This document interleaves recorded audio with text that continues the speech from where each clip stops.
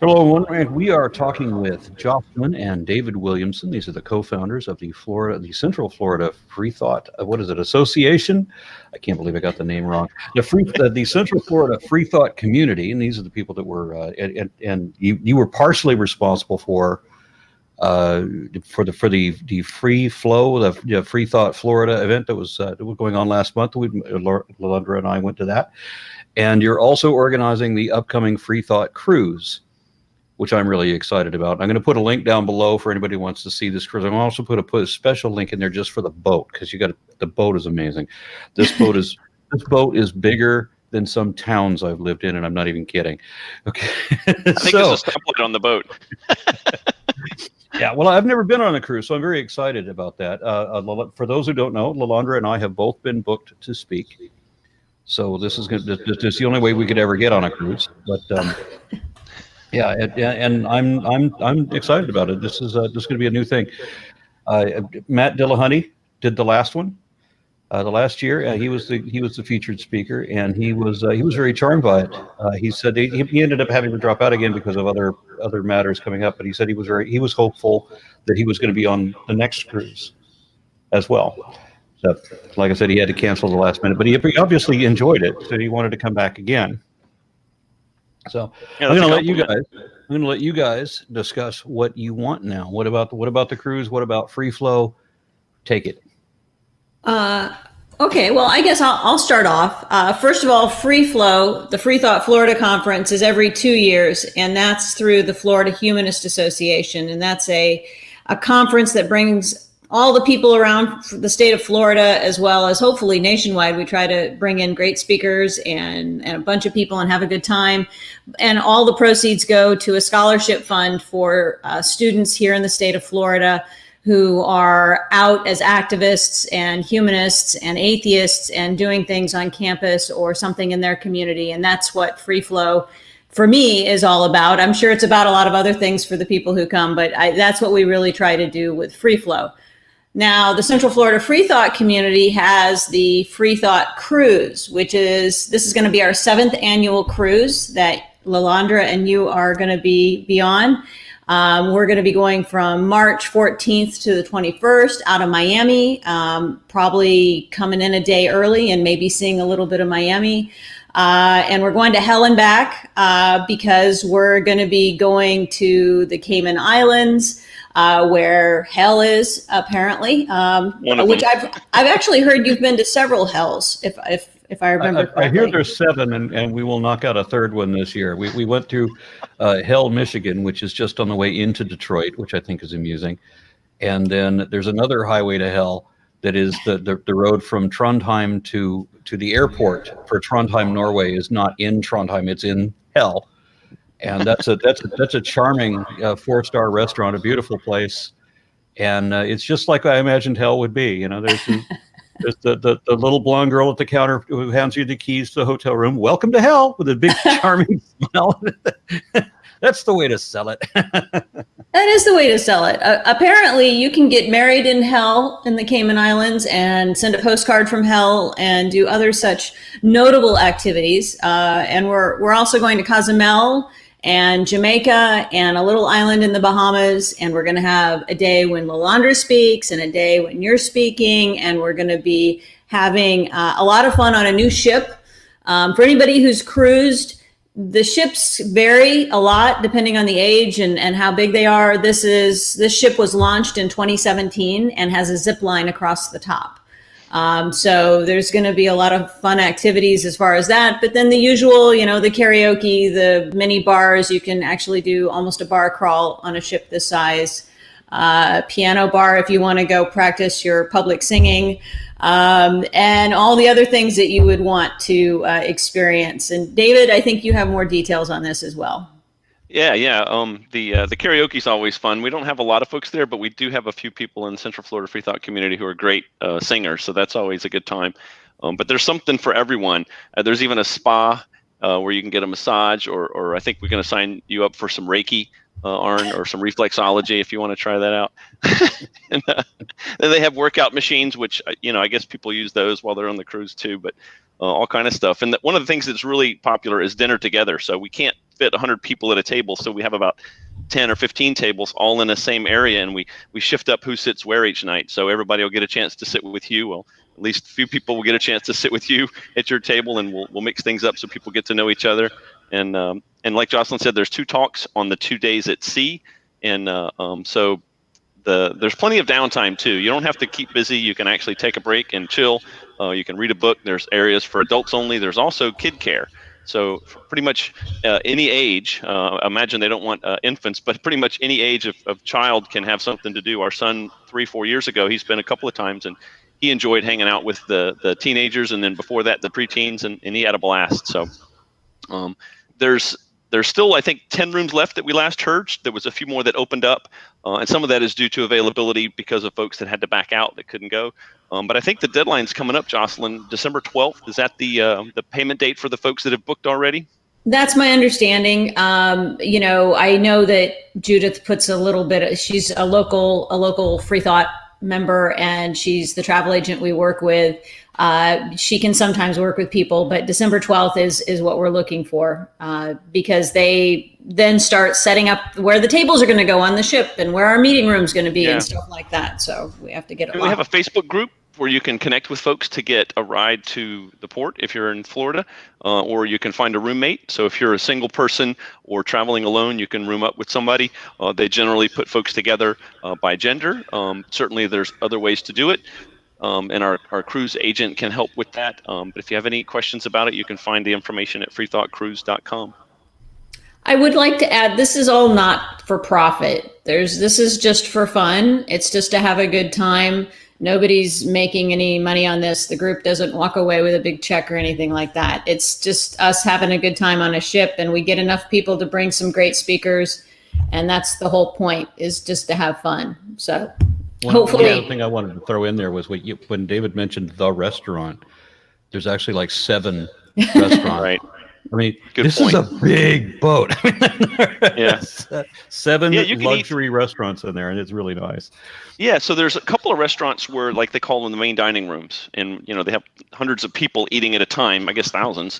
So a lot of people eat at the main dining room. That's where we all get together. You don't have to do that. You can actually eat somewhere else, but those other restaurants are a little more premier. There are few people at a table, reservations required, and there's an upcharge. But the food on the boat is free if you don't go to those restaurants. Actually, one of the good things about what we've negotiated with the cruise line is you have a drink package. It is not the complete top shelf, but it is beer and wine. So the prices that you see on the website are going to include a beer package, wine package. Which, if you've ever cruised, this is an incredible. I was impressed, which is why we did this. Normally, a week is a long time, but this is going to be a great week. So I'm excited. Well, And the prices are really. Go ahead, Darn. I was just expecting that because it is the Caribbean, then I'm probably just going to be walking around with a bottle of Captain Morgan, just like I did in my 20s. Well, just put your foot up on a barrel, right? When you do that. So the pricing is not marked up. This is actually what you would get off the street if you book the rooms when we got this original booking. It's $646 per person for an interior room. And I don't know why we didn't make that $666, but we don't want to take any more money than we need to for folks to travel. The way we're paying for your travel and your cruise is because we have so many people coming. That's a kickback that our cruise agent passes on to us, and we pay for your travel. And we lost money last year. We made money the year before. It comes and goes, and it's not a fundraiser. It's just a good time. I was noticing also the venue, the theater where I think Lilandra and I are going to be speaking. Looks like, if I can remember the pictures correctly, it looks like the biggest room I've ever spoken in. And it's hard for me to believe that this is on a boat. Yeah, I think this one holds about 5,000, something like that. Is that right, Jocelyn? Yeah. It's close to 5. I was going to say, one year we had a ship that had a ice skating rink. And so some people went and ice skated while at sea, which I think is just to say you've been ice skating while at sea. But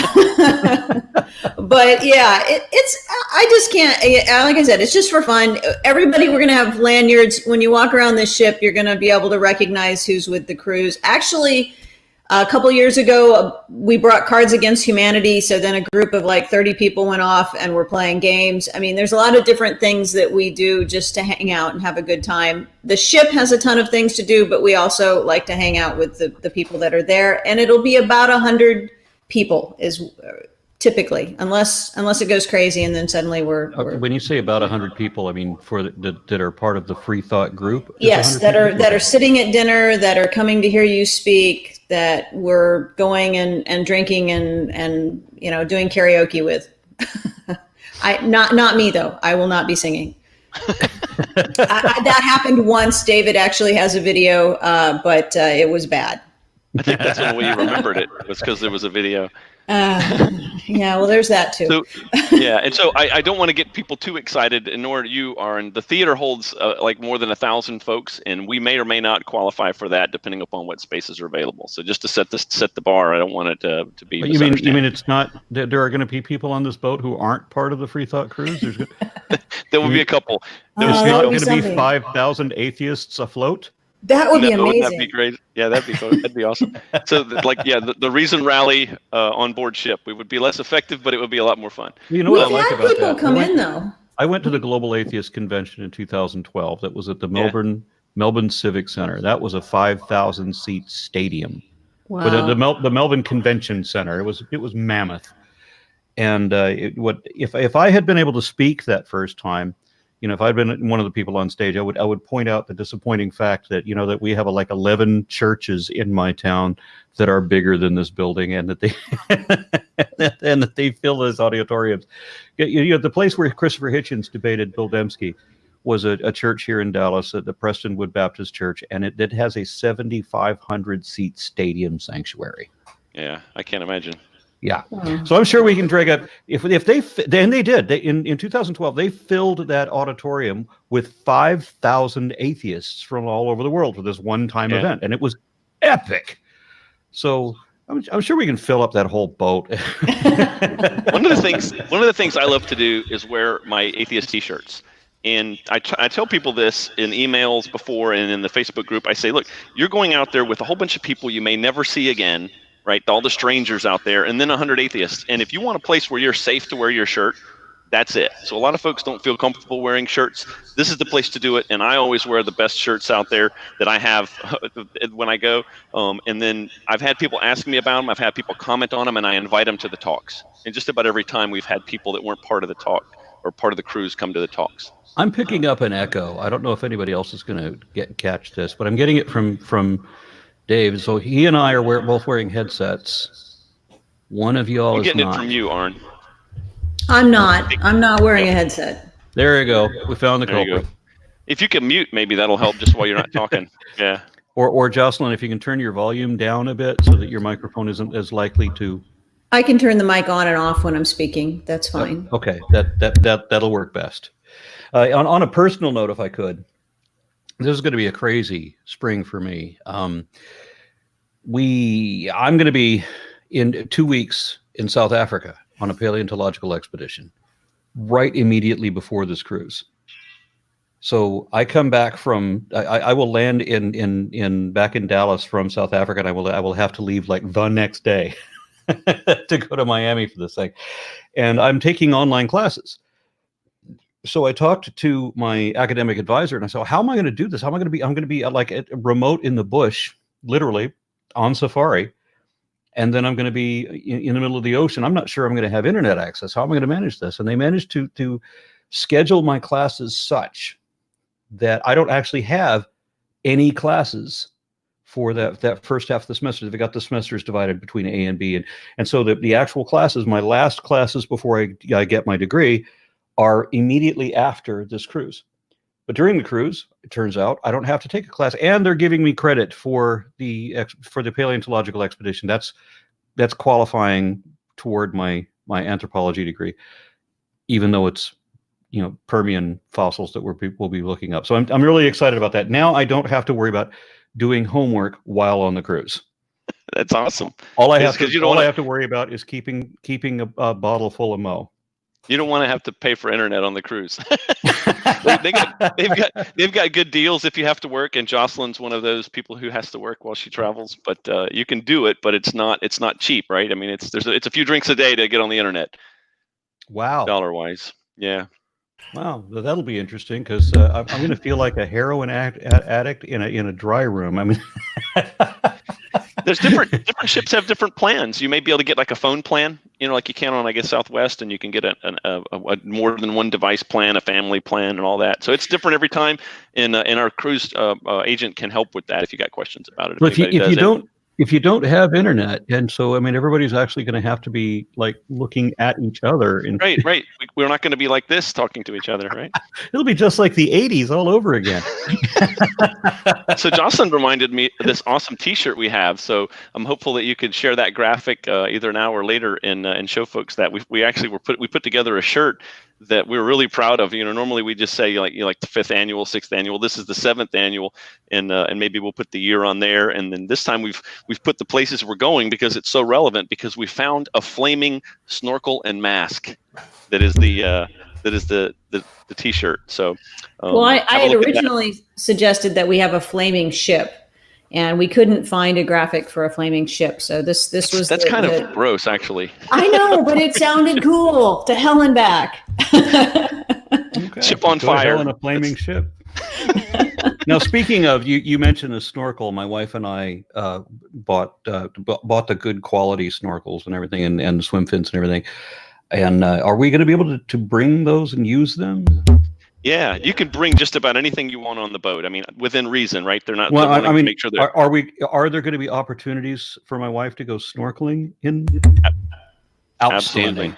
That's going to be great, because I got my wife is not a strong swimmer. She's not a very confident swimmer, but it was very nice to get her the nice snorkel that doesn't allow any water in at all. Mm-hmm. The dry snorkels. Yeah. So it paid a little bit extra, but I got her that, and so I got her out to Cancun once upon a time, and with the swim fins and with a little bit of life jacket, and so she's able to swim around and actually enjoy it. And we snorkeled at Coral Reef that way, and that was wonderful. Now I want to go back and do that again. But definitely. To be able to do that at Jamaica, in Cozumel, in the Bahamas, in the Cayman Islands, awesomeness. I'm thinking Cozumel's really good for that. I'm thinking we should get like a little ship boat to take us out. There's 2 spots we went last time, right, David? There's a starfish area with these huge starfish, and then there was a small reef that we went to. So maybe we can do that. When we went to Cancun, I got to swim through a shipwreck. There were barracuda swimming around this sunken ship, and I'm swimming through. Really, they would actual barracuda. And it was like I was so stoked. It's like the most exciting thing for me, and I got to swim with sea turtles, and that kind of warped my reality a little bit. I really want to do more of that. Good. Well, the most cost-effective place to do that is going to be the Bahamas, because the Bahamas, we're going to a private island that's for ship passengers only. So you can basically just jump in the water there without having to travel too far. But you can probably snorkel in each of these ports depending upon the excursion that you select. So outstanding. That is fun. So we'll be doing pre-orders for T-shirts for those folks that are signed up already, and we'll probably cut that off like 3 or 4 weeks before we go out, so everybody gets a shirt in advance. That way we have the right number of shirts and we don't end up with too many or not enough. So these are exclusive shirts. You either go on the cruise and get a shirt. It's a once in a lifetime opportunity for shirts, which I realize sounds like a super sales pitch, but it isn't. It's just we're not going to print any more of them. It's a one-time run on these shirts. Yeah. So if you want one. I remember the first time I was invited to a cruise. I was invited to this one very elite cruise where it was like everybody on the boat was celebrities. There were only like 30 people on the boat. Wow. And it went from Peru to the Galapagos Islands. But the people that were on the boat with you were Penn and Teller and Richard Dawkins and James Randi and a handful of people like that. And it was only $5,000 per person. That was the CFI, right? Didn't the CFI went to sea a few times? I don't. It's been years and years, so I can't remember. It's just I knew that was well out of my price range. I mean, Yeah, five that's grand. a rarefied group there. Yeah. This is certainly not something that everybody can afford, but a lot of people can, because we've had folks that talk about going each year and they save up and even make payments if they want to do that. But this is pretty reasonable, so hopefully we'll get some. I understand you had rooms for something like 600, or what is your lowest rate? It's $646 for the week, and but you have to have two people in a room. But we do have people looking for roommates. So again, Judith can help with that. So if somebody's looking for a roommate, and not in a weird way, but just in a straight up, they're looking for a roommate way, she will help you out. She doesn't do other types of hookups. But that includes the taxes, the port charges, and as I mentioned, a drink package. So it does not include, and all the food you can eat.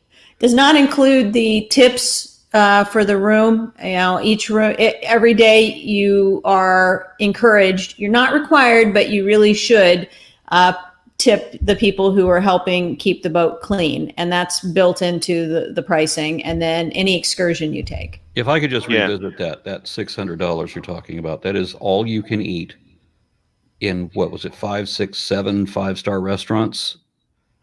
Only the main dining room is where the food is free, or the buffet. There are other restaurants where you can book and pay extra. There are cafes on board that are free, David. Right. So there's cafes, there's burger places, there's pizza places. There'll be all sorts of little places like that. There probably are, and I don't know the exact name of the ones on this ship. There'll be a couple places that you'll pay extra for. So they may have extra special sushi. Maybe they bring out the sea urchin or something. How is it extra special? We really didn't cook this one. I might try sea urchin again, but my first experience with it, it tastes like there's ink in it, or chemically. I've tried sea urchin at least 3 or 4 times, and I've never liked it. I actually lived in Japan for a couple of years. I taught English over there, and I had lots of opportunity for lots of sushi, and sea urchin never made it past my tolerance. You speak Japanese? I used to be conversational, and I did study it a bit, but now it's gone. I was there for a couple of years, and then after that, I lived in the Turkish Republic of Northern Cyprus. So then I went from a Japanese environment to a Turkish-speaking environment. So I got conversational in Turkish, but as a result, none of it really sticks. I was, I'm good to go have a beer with and have a conversation, but I'm not going to be the translator you want at the UN. At all. I got you. We know a couple other people that are like that. Matter of fact, somebody in our family was complaining that they were conversational in Japan and were getting ready to go to Japan to do just as you were saying, to like teach English. But then, other things come up, and then they have to miss a year or two. And then after just a short time like that, you lose so much of it. Yeah. It's just gone. I never used it again. And everywhere I have gone, people will speak English to you. And so for you to actually learn the language and keep up with it, you have to force yourself to go through the struggle when they're wanting to practice their English. So as a result, I have to say, it didn't stick. But it was good experiences, and I don't like sea urchin. If I ask a question here, how many cruises have y'all organized? And also, what is maybe one of your favorite stories from one of the cruises? 7. This will be our 7th. A favorite story. David, I'm trying to think. I mean, there's different things. It depends. The karaoke for me is probably the most embarrassing. Which I realize isn't that funny, but yes, alcohol was involved. I said I don't sing. People drugged me up on stage. They said, "Oh, you're just going to do backup on the B-52s." And then we get up there, and I'm the one in the front singing the song, and they all stepped back. So that was just humiliating. Daryl Ray in the hot tub. Rumors had it. I'm not sure about a swimsuit. Let's just put it that way. But hey, I was going to mention Daryl's escapades. We missed some of them, so I'm not sure which ones of those are rumors or legends or reality. But he caused us to have a lot more fun than we bargained for. We we party with Daryl before. He's a party animal. You can do that and remain clothed. I know I True. So I would say that the one thing that I remember the strongest was there was some weather. It didn't disturb the boat too much, but there was some weather that prevented us from going to port one day. So we had to switch between one day in port and one day at sea. We actually had to flip the days, and it was a little bit challenging because all of the scheduling that they put out the night before for everything that happens on the ship or everything that's going to happen on shore and all the shore excursions, that can be mixed up, right? In this case, they switched the days. Most of the shore excursions were fine. They got people out on the right day. But what we had to do is we had to find a venue the day that we were at sea instead of being at port. So that was about the most work we've done on the cruise. But I think other than that, it's gone swimmingly. Forgive the pun. In every occasion, and we actually started doing this. I was going to tell the origin story, but go ahead, Jocelyn. No. I was just thinking about Dan Barker playing piano at the piano bar. That was pretty awesome. I mean, he's a wonderful speaker, and Annie Laurie's a great speaker. But having him play piano while at sea and drinking and having everybody join in, that was pretty special. So anyway, David, continue. Yeah. The origin story. We had planned a cruise for our honeymoon in 2013, and then we decided while we were planning it to go ahead and plan the first Freethought cruise, and it was in 2014, and we had 25 people and no speaker. And then every year after that, we had a speaker, and we've had between 60 and 100 people, and we might break 100 this year. So. Help out people who, like myself, have never been on a cruise before. Give them some kind of expectations for these last, what is it, 10 available rooms. Give somebody an idea of what to expect, what they should do. Yeah, so the place is beautiful. This boat is the newest we've ever been on. It's extremely clean. It is basically exactly like a hotel at sea. Connected to a shopping mall, connected to a theater, connected to a casino with a whole bunch of bars, a coffee shop, the occasional ice rink, go-kart track, rock climbing wall, mini golf, and pools all over the decks. So it's all of that, and it is not cramped unless you're on a Carnival cruise standing at the bar on spring break week at the pool deck. Other than that, you feel it feels really spaced out. If you have a room without a view, it is still well apportioned. The bathrooms are a little bit small, but I haven't had anybody say they couldn't get it to work. The bathrooms and the showers. If you want to spend a little bit more money and get a window or a balcony, or even up on the higher decks, you can do that and get more and more space. But you don't spend a lot of time in the room. You generally want to get out and hang out with other folks. Even if you do spend time in the room, it's very comfortable. There's TVs in there. There's everything you could need as you were in any hotel. They even have room service. So that's a little bit of it. Jocelyn, you want to take it from there? Well, I think I was going to add to the origin story. I had never been on a cruise before I met David, and David was like, cruises are cool. This is going to be fun.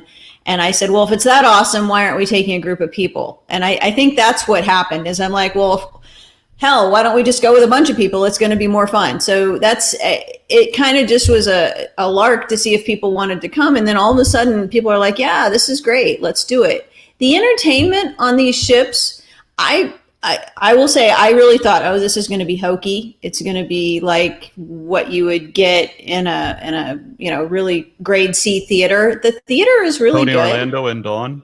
Yeah. It's actually really good. They pay good money to bring on solid entertainment, and I've been very impressed. Now, I will say this is a new cruise line for us. It's MSC, which is an Italian cruise line. They're breaking into the U.S. market, which is why we apparently got this pricing. And now, actually, the pricing that we have is not available anymore.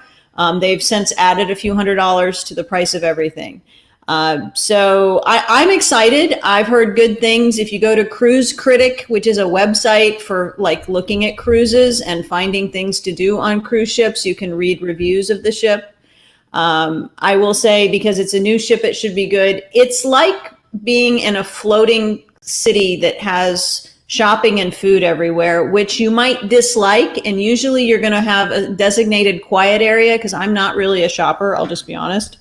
But so I go and find quiet areas. One ship we went on actually had a really nice solarium with the glass ceiling and plants, and you could just sit there and have a drink and chill and get away from people shopping. You're going to have tons of pools. You're going to have, all this entertainment, lounge chairs, hot tubs. Yeah. The shows are really awesome. I'm the kind of person that never wants to go and see a movie I'm not interested in, or never wants to go to a play or a concert. And whenever I go, I'm really happy I did. And that was always the case on every one of these ships. In fact, I can't remember the name of the play that was on board last time. It was the Norwegian Cruise Line, but it was amazing. It was one of the best experiences I had in a theater. And the comedians are really great. And it's just, everything from the games in the atrium where people try to do a dance off or guess movie lyrics. They have all those kind of bar games, to the serious theater experience. There's no opera and ballet, but everything short of that they have. And you can see, if you go online on this cruise line, in particular this cruise, what's available. I was going to add something else and I forgot. Oh, the lanyard. Jocelyn said this before, but I want to mention it again because it's important. We have a bright yellow lanyard. Probably do that same color again this year in case people reuse their last one. And when you walk around the ship, you can see people who are part of the cruise because they have the lanyard. They have their room card attached to it instead of a name badge, though. It's important to note you don't carry a phone unless you're taking pictures, but that also means you don't carry a wallet. So for women, that means no purse. You've got nothing. The only thing you need is a card. So having the lanyard allows you to be basically hands-free as you go around and do whatever it is you want to do. So that's why we give you a lanyard when you come, because if you haven't cruised before, you might not know that. And sometimes you don't want to have on pockets. You just want to walk around pocketless. And having a lanyard allows you that opportunity. It's the room key, and it's also how you pay for things on board that aren't free, or how you get free things as part of the deal that you have with the boat. So if you've got a drink package, it'll be part of that room key. So I think there's not been very many. I think maybe one time it was a little bit rocky, but I don't remember anybody talking about getting sick. It was just a little difficult for a while, and then that's generally at night. But for the most part, these have all been great. You'd have to have a hurricane to disturb that ship. The boat we're going to be on is enormous. Size matters for sure. How deep they draft. Yep. And actually, depending on the direction you're going in, I was in the Navy, and Matt and I were talking about the Navy when he was on the cruise last year, and we were talking about how rough it is in some parts of the world. And it was really calm the entire time last night. You don't know you're on a boat until you go to the side. And even when the ship is rocking a little bit, you don't feel it until you go where there's a window and you see the ocean going up and down a little bit. So it's huge. It's a hotel at sea, and it's not as cramped as it might sound with 5,000 people on board. Yeah, for people who travel at all, like by air, for example, if you've ever been in a Cessna versus a 777, there's a huge difference in the ride, and so I wouldn't expect anybody to be seasick on this thing. This is enormous. It's too big for that. It's not typical, right? There is also, I just was looking online, there's also a bowling alley. On this one? Yes. So I don't know how you can really do, again, if there's any movement on the ship, it seems like that would affect how your bowling would go. But hey, that would be a funny bowling match, in rough seas. Double curves. That's right. All right. Is there anything else you guys wanted to cover about this? Because I don't know. I don't want to banter about when we've gotten to the end, unless there's more than you've brought up so far. Well, we were just going to mention the local group, a couple of things about what we do for the Central Florida Freethought community. I don't want to take up too much time. How much time do you go for it. Okay, we don't want to go over budget here. So we're one of several groups in the Orlando area in Central Florida. We've got a local coalition, including Black Nonbelievers, a Spanish-English social club, a Stoics group, a Thinkers group, an atheist group that does social events called Facts. So we serve about 5 counties locally, primarily in this area, but also beyond that. We're a chapter of the FFRF. We're an affiliate of AHA and American Atheists. And we do activism, including separation of church and state, was kind of how we got started, particularly with FFRF and the attorneys there. We have a great relationship and make a lot of reports and get a lot of questions answered for Floridians. probably half of our issues are in schools, and we've had years where we have 100 or more different questions or issues that come across. And the most recent one I'll just mention is the case in Brevard County where we sued for them not permitting us to do invocations because of the discriminatory practice and how they select invocation speakers. We won that at the district court. We won that at the appellate court. And the county seems to be satisfied that they're not going to win if they were to appeal further. So we're waiting any day now for that to finish up. So we're going to be doing invocations in Brevard, and I think Jocelyn will talk a little bit about the invocation program. We're really proud of that. But that's the most recent victory we've had, and that was with Americans United, ACLU, and FFRF. Jocelyn? Yeah, I think our invocations project is absolutely awesome. And anyone who's listening to this, I would encourage you to consider having an invocations program in your area. When the Grease v. Galloway decision came down and they said everybody in theory should be represented and demonstrating participation in the community through these invocations, we jumped on board, and we've done almost 80 in our local area. We have, I believe, given the most in the country for an organization giving non-religious invocations. And I know some people say, why do it? We shouldn't have invocations. I completely agree. If I was to start a meeting, I would not want that to be happening. But the fact is they are. And through our activism with invocations, we have developed relationships with the local governments. They call and invite us to come back because we give such a welcoming, positive message when we come in. And so we are pushing the envelope that way. They are having us come in and fill in when other people can't give invocations. But also we're having people come up to us after we give the invocation. We all walk out. So we show up for the meeting, we give the invocation. It takes about 2 minutes. We leave. I have had city lawyers come out and talk to me privately and say, this is the first time I've had an invocation that made me feel respected and part of the community, because they are from a different religious group or they're non-religious themselves. I've gone the separation of church and state. Right. Well, you've seen what happens when Congress allows somebody from a non-Christian religion, when the American Congress, when the federal Congress allows that, then you have senators booing, right, and acting like children. These are people in their 50s and 60s, and they're acting like children. Yeah, and I just want to mention, Jocelyn, before you go on, in case folks don't know what an invocation is, and God love you if you don't know what an invocation is, because you haven't had to sit through one or deal with it.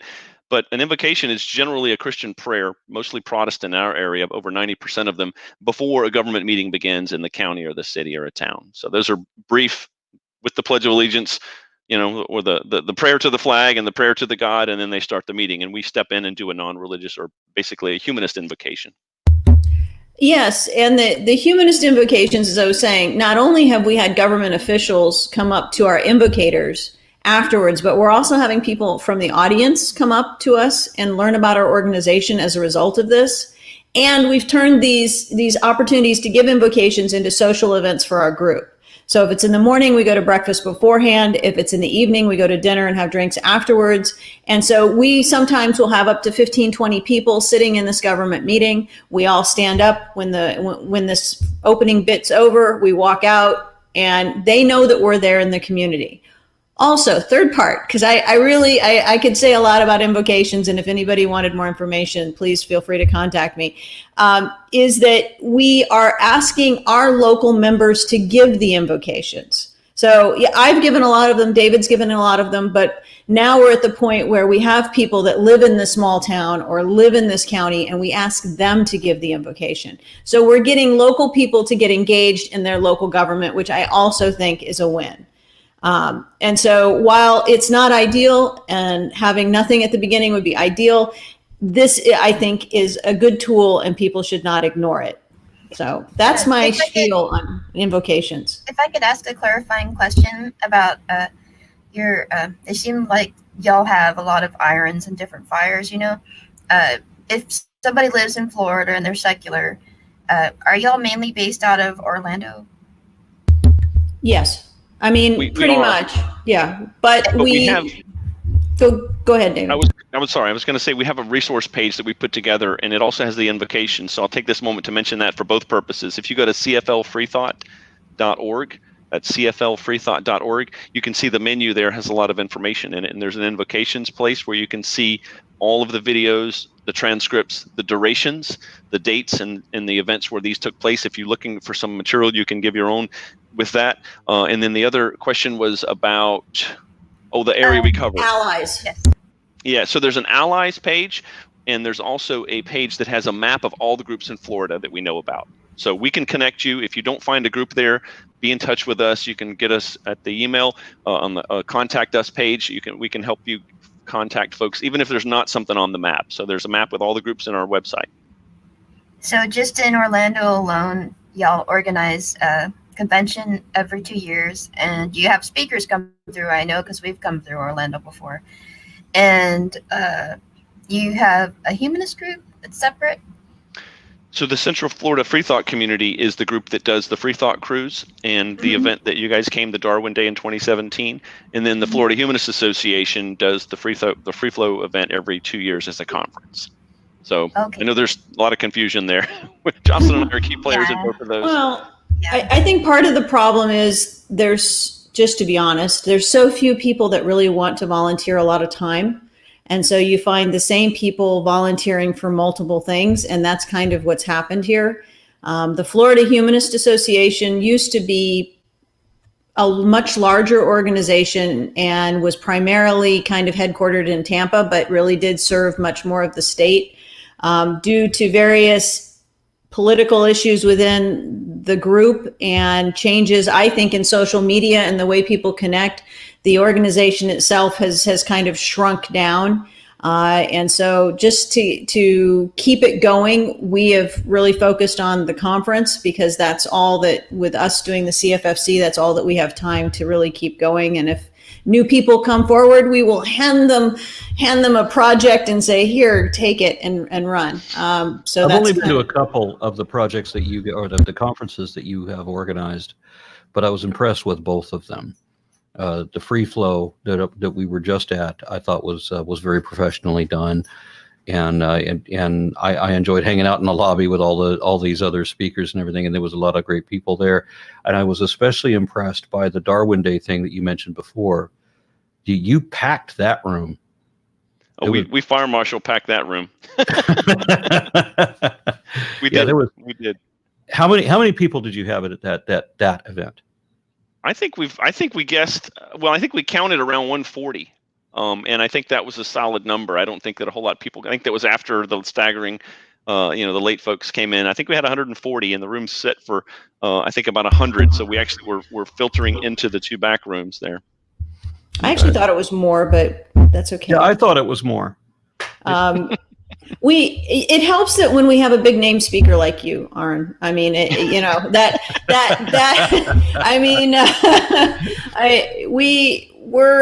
happy when we get 65, 70 people for our monthly talks. That's a pretty solid event. And this will actually lead to me talking about some of the other things that we do. We have a big focus. We've made a shift from not away from activism, but I personally believe that to be effective with your activism, you have to have a strong community behind you. That really only about 3% of all people you ever meet with your atheist and humanist groups are really going to want to volunteer serious time.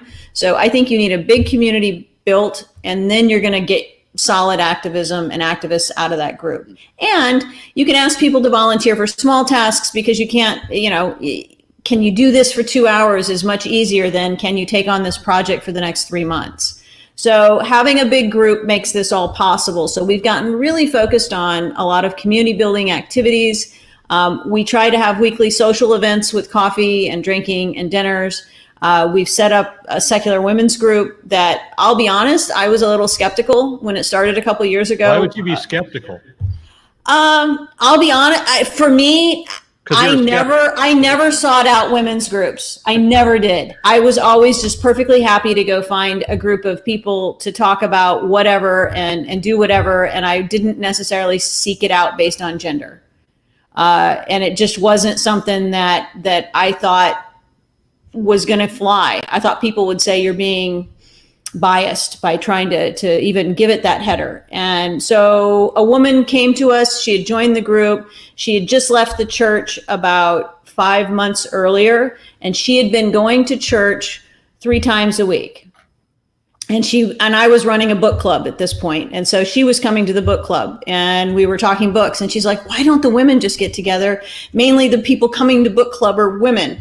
And I said, well, okay, let's see what happens. Now we meet every 2 weeks, sometimes almost every week. It's all around Central Florida, and the women are stepping up. They're really getting together. They've gelled as a group.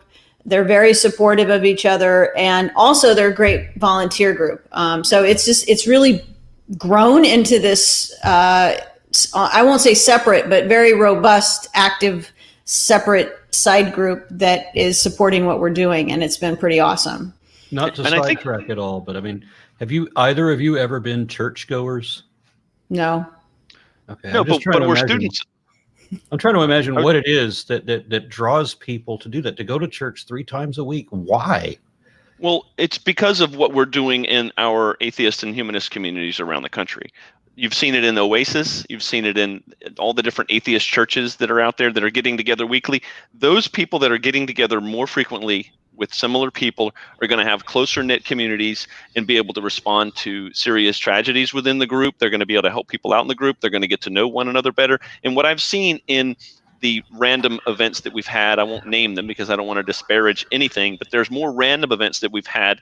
This is a focused event, the Secular Women's event. I've not been to one. I see pictures that Jocelyn takes of the group, when they're out eating dinner, and I see similar faces and new faces, and it is very churchy. Okay, it is very churchy because the church stole this. The church stole this shit from humanity and called it their own. Not because it belongs in a church setting, but because these are the things that churches do because they work. They bind people together and they make communities out of church settings, and we're making a community out of a non-church setting. It's as simple as that. I was a LARPer once upon a time, and my whole life for a long time, for at least a decade, was the LARP community. As uber nerdy as that sounds, that was the truth. Well, I've been a gamer for years, so I like tabletop gaming and D&D and things like that.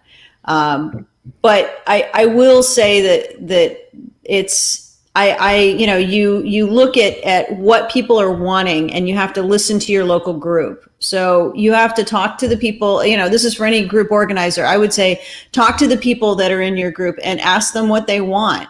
And in this case, this is what they said they wanted. And we've probably gotten another 100 extra people, because we're also tabling at Earth Day. We're tabling at Veg Fest. We're marching in the Women's March. We're marching in the Science March, Pride Fest, Pride Parade here in Orlando, the Veterans Day Parade.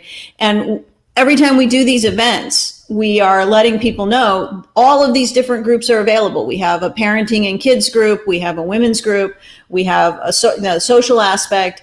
And I think that new atheists who are coming out of religion are looking for that type of structure. I personally never went to church, never had that sort of weekly experience, but it does seem to be something that people really want and they appreciate. And as a result, if your car breaks down on the side of the road, you've got a lot more people to call and come help you change a tire, or if you need that kind of help, or if you get ill, or if you have a new baby, or whatever it is. We're actually developing the type of relationships where people will help each other.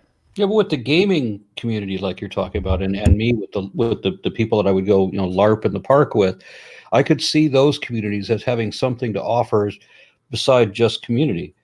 But with churches, you go and sit and be lied to or be told empty information at best, and I just never saw the value in it. Tradition. Well, that's the least. Go ahead. It's tradition. That's what their parents. Yes. That's what their parents did, and their parents, and they're doing cultural. That's right, and they're guilted into going they're made to go, forced to go when they're a kid. They're guilted into going after that, and they're lied to for sure in many cases. But they're also invited back on Saturday night and on Wednesday evening for stuff where they're not getting lied to, where they're just basically eating and chatting and having fun. And yeah, there's some religious aspects to it. And I get that people are averse to the idea that we meet on a Sunday, and Freethought Oasis and other groups like that meet on a Sunday because there's shit else going on, right? That's the time to do it. There's not soccer games. Not like you can do that on a Sunday? Monday morning, right? What time Sunday though? That's right. We try not to do it too early. Yeah, that's the thing I used to hate the most, because my parents forced me to go to church a lot, Yeah. like Damn it! The 3 reason times I'm a week. atheist is so I can sleep in. Yeah. Yep. Basically. I just want to mention real quickly, if there's folks that are listening that are in Florida and they don't have a group, please let us know, as we talked about. But if you're in a group and you're leading a group and you haven't participated in our secular leadership summit, we'll be doing that next summer. We do it in the years that are opposite Free Flow. So we'll be doing that next summer. And if you would reach out to us and let us know, we'll invite you to that. If you're the head or a shoulder of a local group in Florida that's a Free Thought group, we want to have you involved in that. Okay. All right. Do you have anything else to bring up? Because I'm going to let you guys close this out. Okay, one question about the cruise. You said there's 10 seats left at the group rate, and then after that, people can still join in the cruise? What we did back in the spring is basically we paid a down payment to hold a block of rooms, and so, or cabins, and so we held a block, and we have 10 cabins left at the current rate. I've looked online about 2 weeks ago. The ship appears sold out otherwise. So what's going to happen is mid-December, the blocks will open up. And if any inventory that groups have not sold themselves will possibly go back into the wide audience, but the price will be a lot higher. So the point is, if you want the price that's there, then you're probably going to have to buy it, get in on it now. I can't guarantee pricing.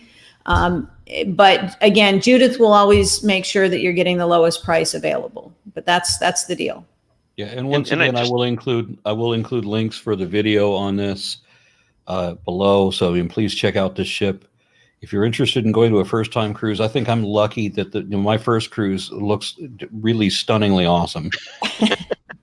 Let me mention this about the room. So there's generally a room for 2 adults in a room. I don't know of any situation where you want to have, or you're allowed to have more than 2 adults. But if you have kids, they actually do have little lofts, kind of bunk beds. So you can actually have 2 adults and 2 kids in a room, mostly comfortably, depending upon the size of the kids. So 2 adults per room, and then kids can come along too. And they're not full price. The kids are at a discounted price. I don't think those prices are on the web, but ask Judith about that when you reach out to us. And you can find that contact us page on the Freethought, freethoughtcruise.com.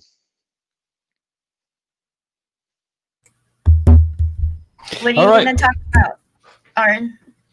What was I going to talk about? On the cruise. What am I going to talk about? I'm probably going to express unpopular opinions. I actually wanted to do, when I mentioned the Global Atheist Convention before, I mean, there was a thing that I wanted to talk about then that was why I don't favor the death penalty. And the story is actually funny. It doesn't sound like it would be, but it actually is funny. So I was gonna be talking about that kind of thing, what we view as justice, and why that is amusing. What about you, Lilandra? Well, I could either do one of 2 things. Like, people sometimes ask me to talk about being a woman in the secular movement, because I've been involved for years, and I've been all around the country and Europe with the secular community.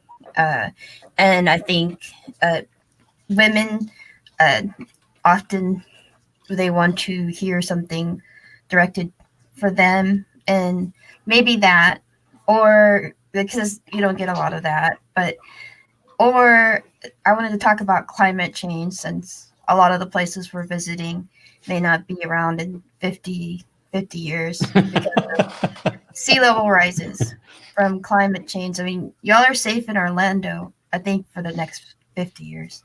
But a lot of these places Yeah. No, I agree. Miami, apparently, once every couple months, some of their streets are going underwater as the tides come up. And I was just asking someone recently, I said, why don't I see this in the paper? Why is the Orlando paper not reporting that Miami's streets are going underwater? Why are we not screaming about this? I don't understand it. I think Miami might be screaming, but they might be outvoted by the rest of Florida. It's a hoax. It was caused by China to make American companies non-competitive. It's relevant to Florida, and I think relevant to the islands we're visiting. That's great. I agree. I think both topics are great, actually. I mean, at least half the cruisers will be women, so it's both are good topics. And mostly from Florida. Yeah. And like maybe they know some things more about climate change than I do, but maybe I wanted to talk more about how do you talk to people who are climate skeptics, that kind of thing, and positive things that we could do about it. But I still feel a little bit pessimistic from looking at our government, how much of it's going to get addressed right now. It could change. You never know. We might get a president. The next president might be pro science. Who knows? That would be nice. It would be nice. It would be nice. Or we might not have enough people vote again, and we'll get we'll get a recurrence of our Marmalade Mussolini. Oh no, God! Don't say that. This was going so well. This conversation. Trying to be helpful. David met a flat earther not too long ago. Maybe if you can figure out how to talk about climate change, you can figure out how to talk to somebody who believes the earth is flat. Well, the thing about believe in this instance is we're talking about make believe. We're talking about people who, in many cases, know that what they believe is not true. On some occasions, I've had people admit to me that they know that what they believe isn't true, but that they're going to believe it anyway. Yeah, comfortable lies. Or comforting lies. It does kind of cross over, like climate change denial or science denial to flat Earth. The people who think that the Earth is not round, and belief in general. It's from studies. People have rational reasons for believing what their social group believes.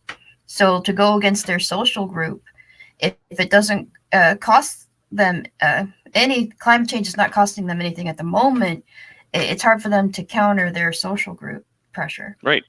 And this reminds me of a conversation I had just yesterday, not about this, not about the subject I'm going to bring up, but certainly about climate change and belief in conspiracy theories.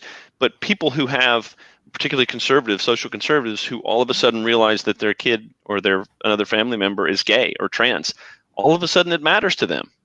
Right. Mm-hmm. So until families experience climate change or have someone in their lives that experience it, it's not going to matter as much. And unfortunately, it's going to be far too late when people are actually seeing it in their yards more than just on the coast. You can not with like the hardcore deniers, but you can even reach some of the people that have been like really, really propagandized about this, because petroleum companies have pumped millions of dollars into climate change denial propaganda. The same way that they did. The same way that they did when they denied. Yeah, smoking. Yeah, you just have to understand what they value in order to get across to them. Right. That like a lot of facts at them. They think they have alternative facts. It's hard. Yeah. To get through that way. Yeah, but if some of us remember the cigarette industry, advertising that that there was no positive correlation between smoking and cancer and so forth. I mean, so we know that big companies will do this, and that's not the only other example. There's a couple of others who would, like the reason that we had to switch to unleaded gasoline, for example. It was another huge court case in which the petroleum industry had hired scientists to lie for them in court. So we know that companies will do this on purpose, knowing what they're doing. Yeah, we don't want courts to be doing science, but they can certainly uncover information that leads us closer to the truth. Yeah. None of this explains the flat earthers for me, though. I'll go with everything else you guys have said. I'll tell you what the flat earthers deal is. They cling doggedly to the God of the gaps fallacy. And there's a whole lot of people. I was talking to one yesterday. He said he was a skeptic who converted to Catholicism. Why? Because he didn't understand consciousness as being an emergent property of the brain. He couldn't accept that. So he decided that we can't explain that, therefore God. Whatever you can't explain means God. So the flat earth movement knows that science could not explain a flat earth. Obviously, gravity doesn't work if the earth is flat. So it's got to be magic that holds us down. Yeah. And so being inexplicable to them implies proof of God. So this is an exclusively religious position, the flat earth is. And it goes along with the other kinds of pseudoscience like geocentrism, where people have argued that even if they accept that the earth is round, they somehow conclude that the entire cosmos orbits the earth, not just the sun. Because they have to put the earth at the beginning of everything. Yeah, doing science backwards, and that's the way it goes. That's about if science can explain a flat earth, then that's proof of God. People who advocate these positions publicly, they've come across evidence, and people have given them lots of evidence. But there are people who are still isolated enough in their own communities where they can't discern science from pseudoscience. So it sounds sciencey to me what he's saying. I don't know, but because I used to be a creationist. But it depends on what level somebody's at. How much all of the leading creationist organizations have put in their statement of faith, phrased different ways, that they will never admit when they're wrong. Period. They'll never accept any evidence that shows that they even could be wrong. That's simply the it. Professional level, the professional lying weasel level of creationism, because they're making money off of it. And I don't think it's too different in other genres of misinformation. The people that are the talking heads of the group are way more entrenched than the followers. So this is why you'll get on stage and debate somebody who you won't convince, but you're talking to the audience. So you got to do that. But I think I've heard several people say this in many different ways. But if you believe in magic, anything is possible. So if you subscribe to the idea that I can't explain it, but I believe it anyway, anything can be explained that way. Anything. You can appeal to that for anything at all. Everything you don't understand, it could be God, it could be magic, it could be what universe creating pixies, as Matt says. Argument to ignorance. Yeah. I don't know how it came about. It must be magic.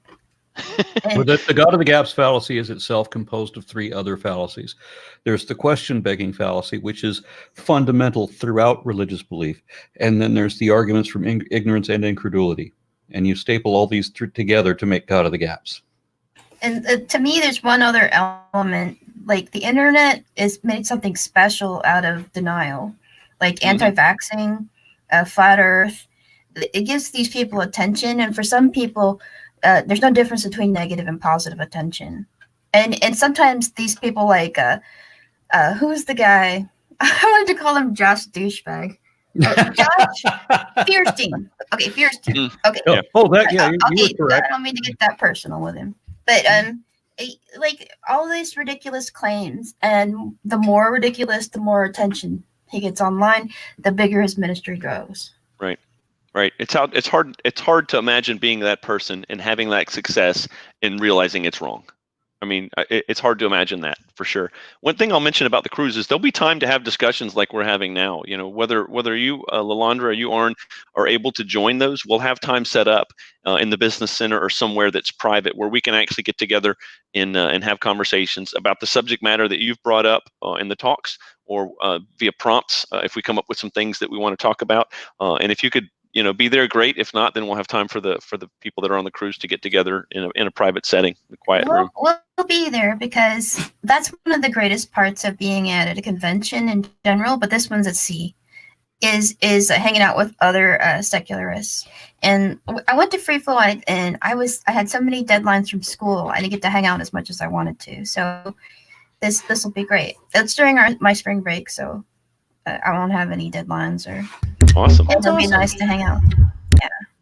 Yeah, and I just skirted past that myself, so I don't have to do my online classes. I don't have to pay the extra for the internet so that I can sit in my cabin and do homework while I'm cruising the Caribbean. I can be rumming it up on deck like I'm supposed to. Total coincidence. No God required. All right. You guys want to say anything final before we shut this down? No, No. be in touch if we can help in any way in Florida. We're here to do whatever we can to make the secular community grow and be strong. Outstanding. All right, David and Jocelyn Williamson, and you are the American Humanist Association. You both have offices in that position as well? Because I don't think you mentioned that. No, nope. I'm just a humanist celebrant, and we're an affiliate of the American Humanist Association, but we're not anything else beyond that. Okay. So, well, I will say this though before you go. You are the state director for American Atheists. I am, yes. and and we are both state directors for the FFRF. Yeah, they have a representative program, so we're state representatives. And also, R and I serve with you. I think you're on the actual the board, and I'm on the advisory board for the Freethought Pack. So we work together there. Sweet. All right, I'm gonna shut it down. And remember that I will have included video in this of the ship and everything, but there's going to be a link to that below. So please check it out if you think you might, just want to try out a cruise this spring. This looks like a really, really good one. So, good night, everyone. Good night. Good night. Thank you.